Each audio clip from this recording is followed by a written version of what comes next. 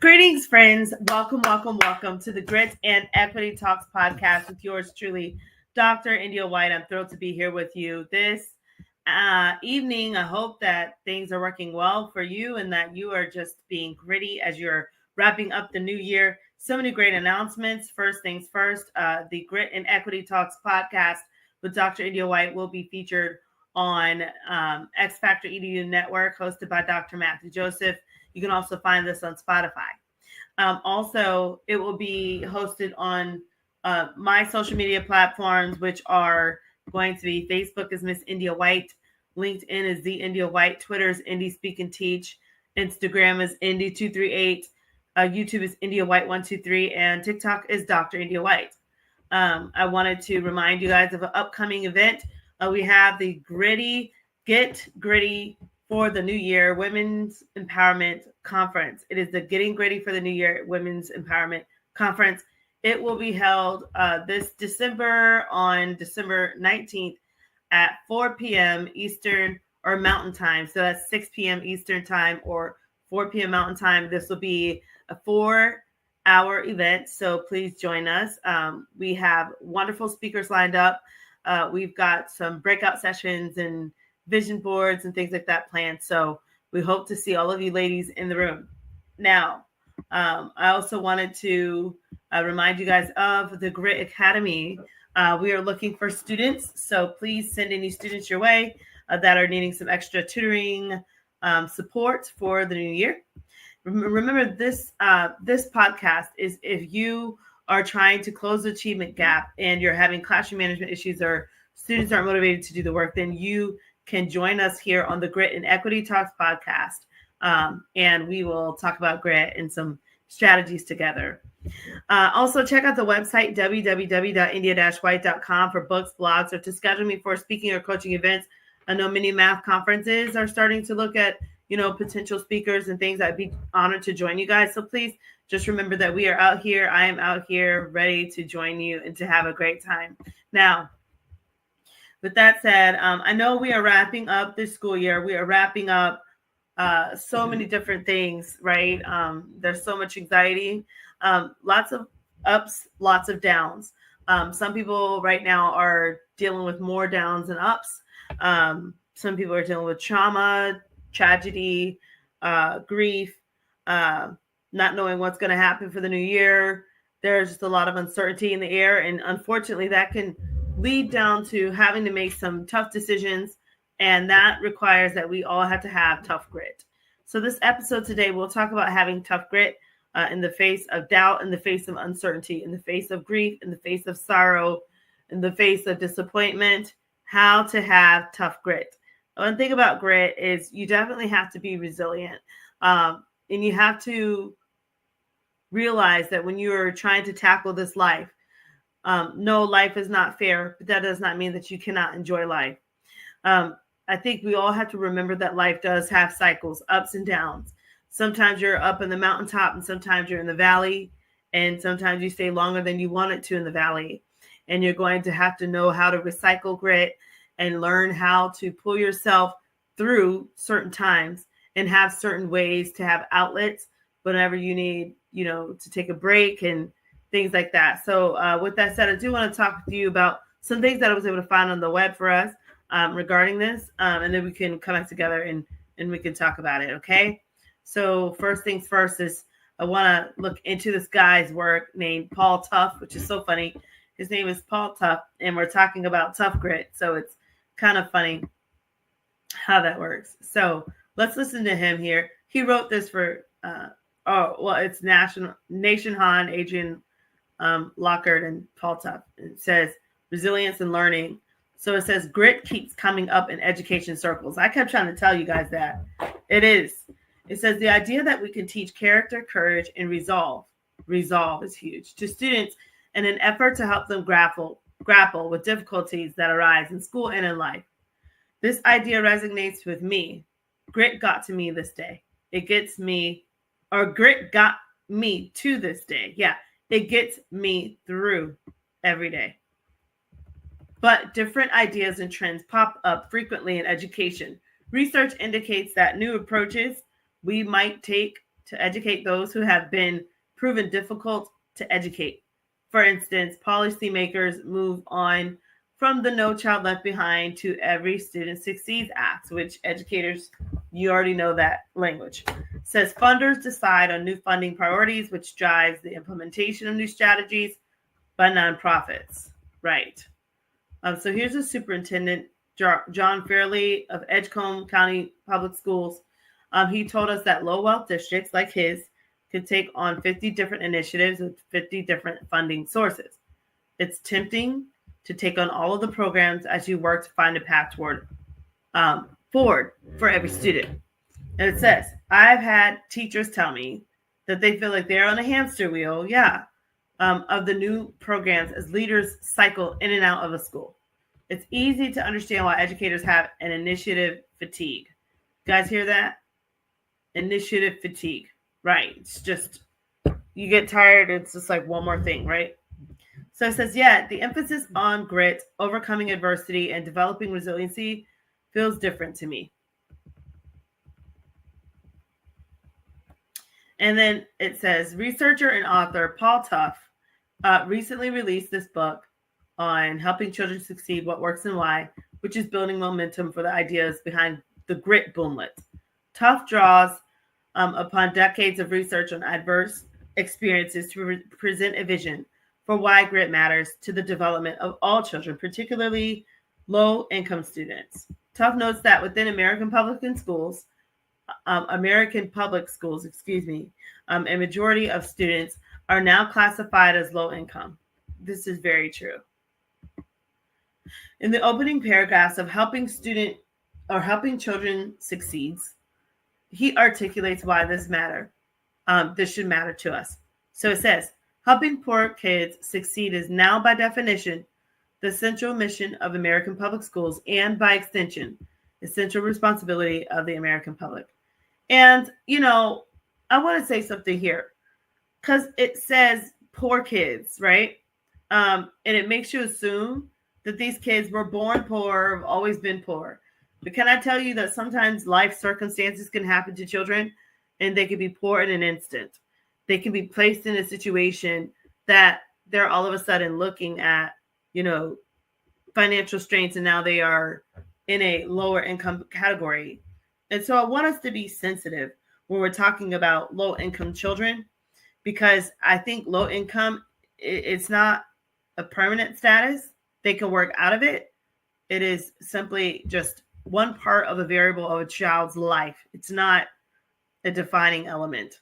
And sometimes we can be tempted to assume and to define and to judge and to, just throw all of our lots into what we think seems like that's the norm for a child. So I want us to be sensitive as educators moving forward to make sure we're not falling into those categories so that we can serve students without, those biases and without assuming that they're always poor and things like that. So let's keep going. He continues here. He says, this statement is common as we travel the state of North Carolina. So in North Carolina, after all, we have even more students who are classified as low income, so at least 53%. And then he says, one nonprofit leader recently told me the biggest question before us is, can we educate poor children? Can we give them an opportunity to succeed? Tough notes that the Southern Education Foundation, they tracked a steady rise in low-income students when they first began to track the numbers in 1989. At the time, low-income population checked in at roughly 1/3 of total students. So we see that that's always been just in our nation. It keeps going. And now let's look at some questions. It says, is it possible for every child to have the chance of success in the school? Of course, right? So he says his colleague Molly Osborne joined him for a discussion around resiliency grit with him. And so it says, Tough noted that when we spoke, it was simply not the most effective strategy. And part of the most effective teachers didn't use words like grit and character. And I've said that. I said that we call it everything else We call it, it's a fighter. You've got the wittedness. We call it so much, but it's grit. Grit is the professional term, right? So let's keep going. So this is the reason is that these skills are not intellectual functions like riding a bike, doing algebra, or knowing how to read, and that you learn them and that you learn them, that you don't forget. But grit, it's a character trait, and it ultimately is a state of mind. Okay, so Tufts shares that research indicated kids might persevere in algebra, but not in another math class. Interesting. The research he shared elaborates the state of mind that embodies grit, which is largely driven by motivation, drawn by the student's environment, including a student-teacher dynamic. Very important. Dr. John Hattie mentions the importance of a teacher, and that teacher really can cultivate grit and harness grit in a student if there's a relationship or if there's some type of environment established where grit can thrive and students can be motivated and feel safe. So this is a lot. So he keeps going. I think I'm going to stop sharing just for a little bit. He's talking about shifting mindsets and things. It's a lot of great things here. But I think, I'm going to push pause on that and just kind of reflect on what he's saying. And I think it's important that we do, as educators, we just take initiative to do what we can to build grit in students, and to not come into the classroom space with a fixed mindset. Johnny just can't do it. I've tried everything. That kid just can't. And sometimes you have tried everything, but this is why we live in a world where there are so many other experts, right, that can join alongside us. There are different resources we can find, academically on YouTube, scholarly resources. You could find journal articles and things like that. Speaking of journal articles, I was able to publish a journal article with NCTM. Thank you, NCTM leaders, for that opportunity. And I did talk about developing grit in math students. You can find that in the latest volume edition of the NCTM journal articles for teachers, teaching and learning. So thanks for that. But like I said, there are so many different resources out here that will help you. So don't wring your hands just yet. Keep looking. Sometimes you have to ask another colleague or an administrator or principal or superintendent. Like sometimes you have to ask beyond just your four walls and figure out what other options, what worked for them. That teacher that's been teaching 35 years, that's not burned out. Why? What's happening, right? So those are some things I want you to think about whenever you're looking at, trying to overcome and have tough grit. Now I want to lead us with that into the next thing I was able to find for us. And it's just like a really cute little video. This really cute video, it's saying, unlock your leadership grit, overcoming challenges. So this is for, adults. How do you do this? Overcoming challenges with resilience. Have you ever wondered what sets true leaders apart? Why do some people crumble under pressure while others rise and shine brighter than ever? The answer lies not in the absence of difficulty, but in the presence of resilience. Think about Sir Richard Branson, the founder of Virgin Group. A high school dropout, Branson's journey to becoming a billionaire hasn't been a smooth one. He's faced numerous failures, from the collapse of Virgin Cola to the disaster of Virgin Galactic's initial spaceflight. But did he give up? No. I think that's powerful. And, just trying to also be respectful of copyright and things like that. But, he dropped out of high school and was able to build a business, and now he's a billionaire, and they're talking about resilience. Resilience is your ability to bounce back, in the face of those obstacles and to keep moving forward no matter what, no matter how tired, no matter how disappointed, no matter how sad, no matter how many things are pulling at you, you're still able to, have that resilience and move forward. So let's keep listening and seeing what else they had to say here. And like I said, I'm being respectful of the copyright. So those failures, learn from them, and use them as stepping stones to achieve extraordinary success. That's what resilience in leadership looks like. Or consider Arianna Huffington, the co-founder of the Huffington Post. She faced public humiliation when her second book was rejected by 25 publishers. However, Huffington didn't allow this setback to deter her. She persisted and eventually created one of the most influential news sites in the world. And that's another thing there. It's just like being willing to face rejection and see rejection as redirection. I think we have to reprogram and recalibrate ourselves to know that you will be rejected, right? And that's fine. That doesn't mean anything's wrong with you. It's just a matter of getting that as an opportunity to propel forward again. And sometimes you're like, oh God, I don't want to start over. I don't want to do this, but sometimes it's what you have to do, right? And like I said, there's nothing wrong with you. And I think we need to remember that as we are pursuing this journey in life, and we're remaining gritty at all aspects, we still have to remember that rejection is also a part of this, a part of your road towards success. So we will look at one more thing that they're saying here, and then we'll bring it back. You can see an obstacle as an opportunity, and see those challenges as moments that you can overcome because you're building something. You're building a dream.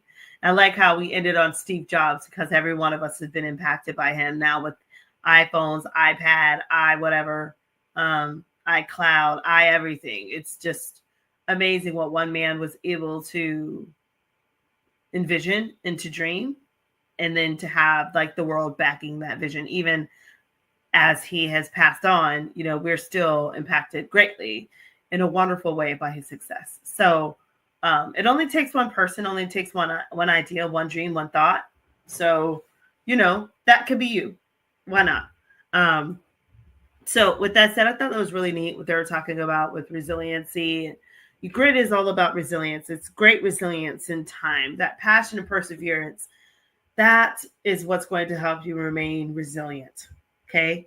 And you're going to have that in tough moments, when things aren't working out, when you're dealing with hardships.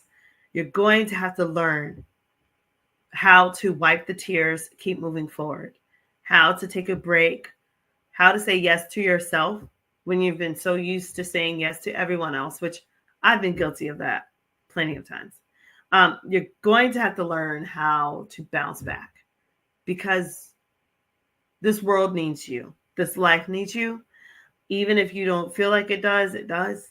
And you might not have found your people yet, or your tribe yet, or your place of belonging just yet. But that doesn't mean that it's not right around the corner. You have to keep moving forward.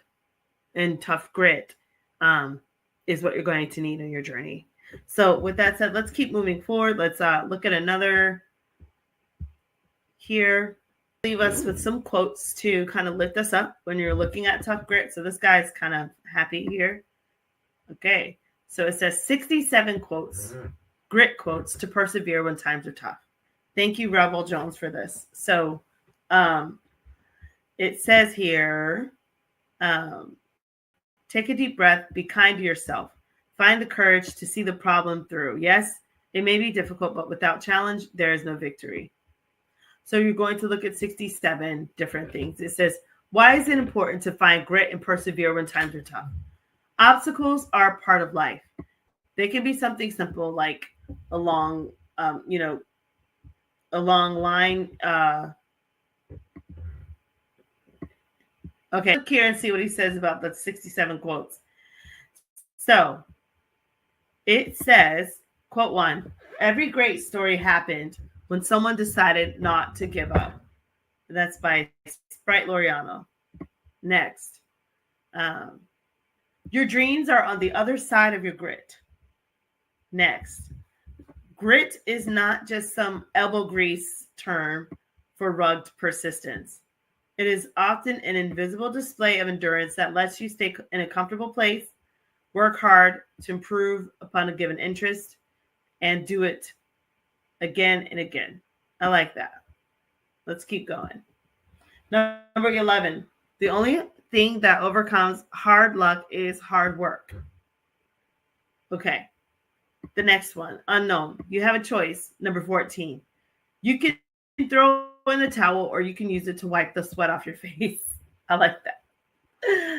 And then 15, grace, gratitude, and grit. 16, grit has two components, passion and perseverance. All right. Let's keep going. And Travis Bradbury, humans are creatures of habit. If you quit when things get tough, it gets that much easier to quit next time. On the other hand, if you force yourself to push through it, the grit begins to grow in you. I like that. Let the grit grow in you. So look at this next one. It says, grit in a word is stamina. But it's not just stamina in your effort. It's also stamina in your direction, stamina in your interests. If you're working on different things, all of them are very hard, you're not really going to get anywhere. You'll never become an expert. So yeah, become an expert. So you're going to need grit to become that expert. Okay. Next, success doesn't just happen. It's a product of hard work, grit, and ingenuity. This is Aguo, David. All right. Next, George Washington, the harder the conflict, the greater the triumph. Next, 33. Great works are performed not by strength, but by perseverance. I like that. And that's the one that they highlighted. Okay. Next, Chrissy Mossberg says, number 37, grit is picking yourself up and moving forward even when you think you can't take one more step. That part. Next, grit, the raw endurance, perseverance, and passion that keeps you going despite obstacles. Next, a grit mind strengthens all of your strengths. Ooh, I like that. Next, grit, refusing to give up, pushing to the limit, and wiping the sweat off of the face in order to make a better tomorrow. So this is really good. Let's read a couple more of these, but I think that we're starting to get the point here of just the concept of grit. I like to say this. You will have weak moments in life. Yes, we all do. But you cannot succumb to those moments. You cannot succumb to the weak parts of you. When life gets tough and you want to throw in the towel and give up, you cannot succumb to that. You have to give yourself permission to have a moment, right? It might be a temper tantrum or something. Don't take it out on anybody else. Give yourself permission, right, to feel what's taking place, to embrace the hardship, the pain, the grief, the sorrow. Embrace that. You know what I mean? But don't let that overtake your entire life. Don't make a moment, a decision in a very volatile moment in your life, in a very vulnerable moment, in a weak moment. Don't make a life drastic altering decision. Don't make a life altering decision in a moment like that. Instead, just embrace the moment, accept what you're feeling, accept what you've received, and then take more moments afterwards to process, how am I going to bounce back? You should always have a question in the back of your mind. Now that this has happened, how am I going to bounce back? It should not be, now that this has happened, life is over. No, now that this has happened, how can I bounce back? So, these are some things that we have to definitely keep in mind. Let's go back to this. I want to look at a couple more, and then we will wrap up our episode together on grit. You guys have been fabulous. Thank you. Next, a lot of quotes. Nelson Mandela, 48. It always seems impossible until it's done. Oh, I like that. Yes. It's like a workout. Next, grit. Grit is refusing to give up. It's persistence. It's making your own luck. Next, it's just as important to know when to drop something and shift direction as it is to know when to stick with something. When we quit things that aren't working for us, we free up our willpower and perseverance with the things that really do matter. Richard Karlgaard. All right, let's look at some last ones here. Number 61, successful people aren't born successful. Behind it all, there is hard work, persistence, and a lot of grit. Sonia says, never hope for it more than you work for it. Ooh, I like that. Never hope for it more than you work for it. And then I like this one by Dr. Duckworth, or excuse me, Dr. Carol Dweck. It says, effort is one of those things that gives meaning to life. Effort is when you care about something, that something is more important to you and you're willing to work for it. Yes. And the last one I look at here, the question isn't who's going to let me, it's who's going to stop me. Oh my word. That's powerful. The question is not who's going to let me, it's who's going to stop me. And I think that should be a wonderful mindset that we can also take into the upcoming new year, as we hope to cross over into 2025. So with that said, guys, thanks so much for joining me again on the Grit and Equity Talks podcast with Dr. India White. It's been wonderful talking with you again today about grit. Again, I wanted to remind you of, just some announcements and, some information for those that might have logged on late. The Grit and Equity Talks podcast, it will be featured on the X Factor EDU network, and it's hosted by Dr. Matthew Joseph, and it can be found on Spotify. In addition to that, I would love for you to follow me on social media. Facebook is Miss India White. LinkedIn is The India White. Twitter is Indie Speak and Teach. Instagram is Indie238. YouTube is India White123. And TikTok is Dr. India White. Please check out the website. The website, www.india-white.com. You'll find books, blogs. You can schedule me for an event and so on. Also, I'm excited about the Getting Gritty for the New Year Women's Empowerment Conference. It will be, again, hosted online. It is a virtual event. Please bring your ladies, bring your business people, bring everyone that wants to have a good time. And that will be on December 19th at 4 p.m. Mountain Time, so at 6 p.m. Eastern Standard Time. We're looking forward to having you guys in the room. And, of course, make sure you're checking out just all of the different things taking place, different events, different resources on my website, and also the Grit Academy. If you have any little ones that can benefit from online tutoring and learning opportunities, please send them our way. We would love to connect with you and help them. Also check out the Grit Mini Workshop on the Grassroots Workshops website whenever you get a chance for that. And so with that said, thanks so much for joining me again on the Grit and Equity Talks podcast. I wish you nothing but the best as we are wrapping up this new year. Stay gritty. See you next time.